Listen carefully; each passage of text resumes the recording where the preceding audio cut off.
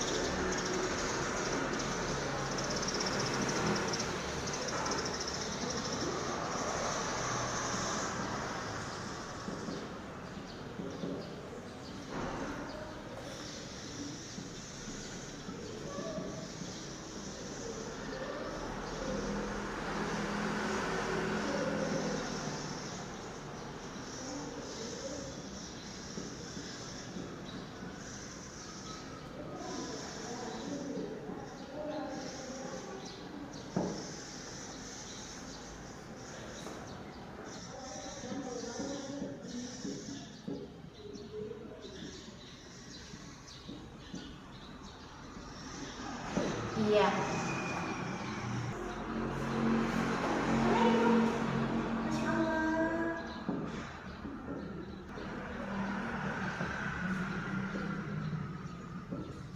Materi hari ini yaitu teks persuasif ya. Teks persuasif atau teks persuasif atau persuatif. Jadi yang sekarang itu yang sering kita lihat adalah persuatif. Nah, adapun tujuan pembelajarannya yaitu peserta didik mampu membuat kalimat bersifat membujuk atau mengajak pembaca untuk melakukan sesuatu.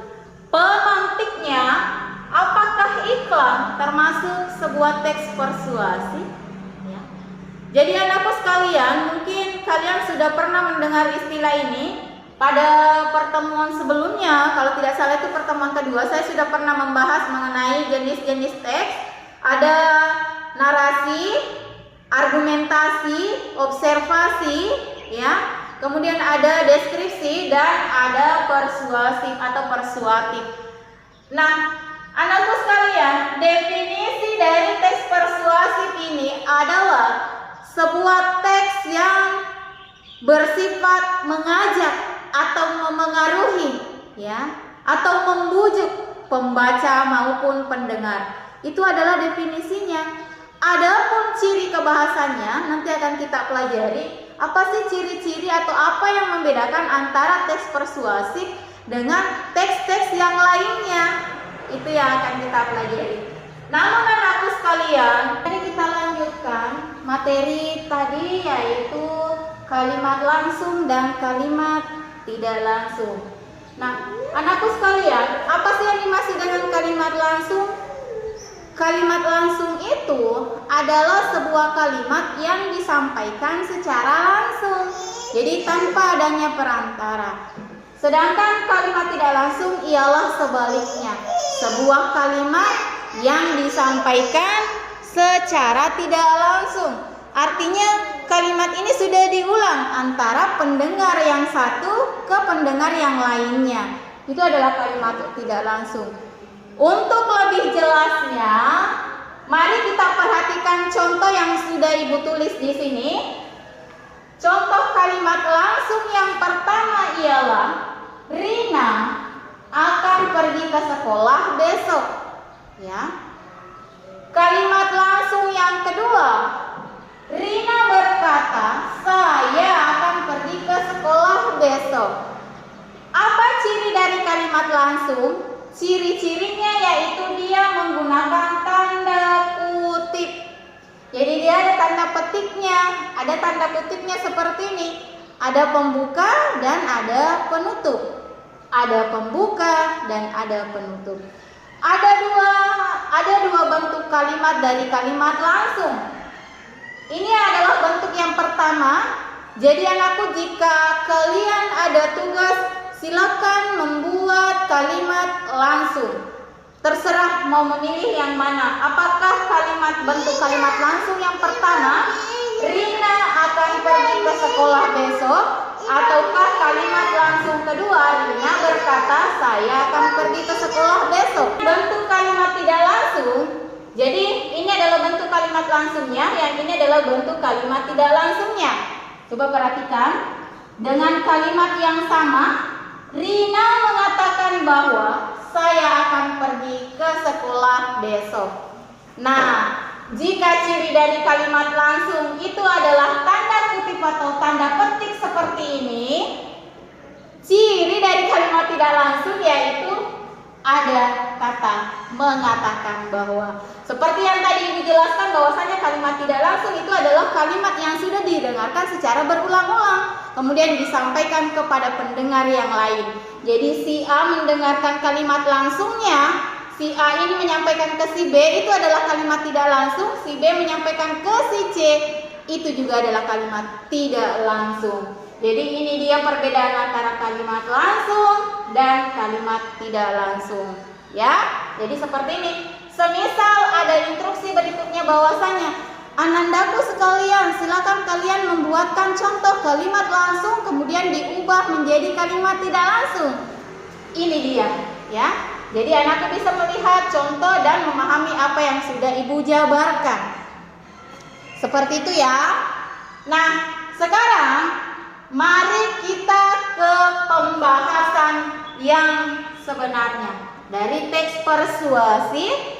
Apa yang dimaksud dengan teks persuasif? Teks persuasif itu adalah sebuah teks yang mengajak, yang sifatnya itu mengajak, ya, membujuk pembaca maupun pendengar. Itu definisinya. Nah, tujuan pembelajaran dari teks persuasif ini adalah peserta didik mampu membuat kalimat bersifat membujuk, mengajak pembaca untuk melakukan sesuatu. Tentunya salah satu tanda mengenai kalimat persuasif ini adalah ditandai dengan tanda seru, ya. Karena kan tanda seru ini maknanya ada dua, penggunaannya ada dua, kalimat seruan atau kalimat perintah. Jika kita menyatakan itu adalah kalimat seruan, maka biasanya itu ditandai dengan kata mari, ayo, ya. Ini semua adalah kalimat seruan. Kalimat seruan itu anandaku adalah kalimat yang tidak memaksakan pembaca atau pendengar. Dia mau ikut atau tidak, dia mau mendengarkan atau tidak, itu terserah. Yang penting kita menyeru. Nah, seruan ini anakku biasanya ditandai dengan seperti yang saya katakan tadi, ada kata mari dan ayo. Lalu pemantiknya ialah, apakah iklan termasuk teks persuasif? Apakah iklan termasuk teks persuasif? Iklan itu tentunya anakku sering melihat di televisi, di YouTube, di media sosial mengenai iklan-iklan. Iklan itu adalah sebuah teks, ya, atau sebuah video yang mengajak seseorang. Maka jawabannya ialah termasuk. Mengapa? Karena sifatnya adalah mengajak. Nah, nanti tugasnya anandaku adalah membuat iklan. Iklannya itu bagaimana upaya kita mengajak pembaca atau mengajak pendengar untuk melirik atau membeli apa yang kita iklankan ini. Dan tentunya teman yang lain kan juga membuat iklan. Nah, iklan apa yang ingin disampaikan?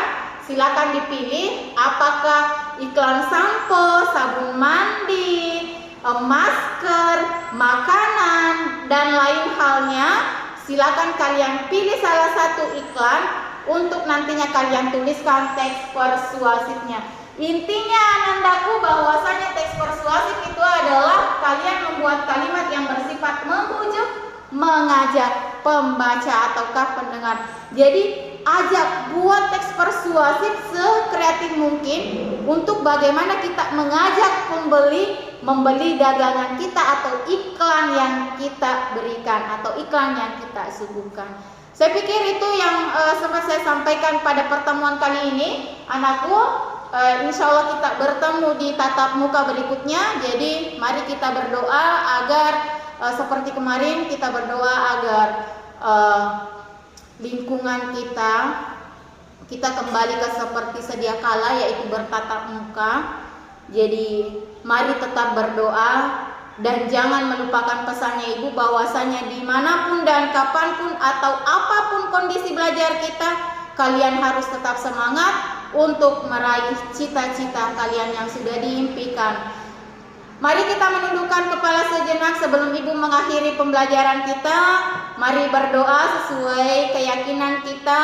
Kita doakan negara kita ini, negeri kita tercinta ini, tempat tinggal kita agar tetap aman dan kondusif. Seperti kata Pak Bupati bahwasanya masyarakat Sidrap itu boleh menyampaikan aspirasi tapi jangan anarkis. Mari menundukkan kepala sejenak, kita berdoa untuk negeri kita.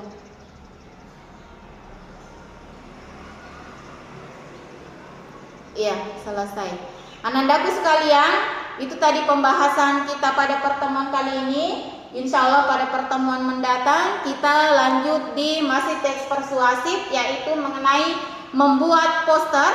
Kali ini kan masih iklan ya. Pada pertemuan berikutnya kita akan membuat poster menggunakan teks persuasif. Saya pikir cukup. Semoga kalian sehat selalu. Mari tetap melaksanakan tugas dan kewajiban kalian sebagai pelajar. Semoga sehat selalu.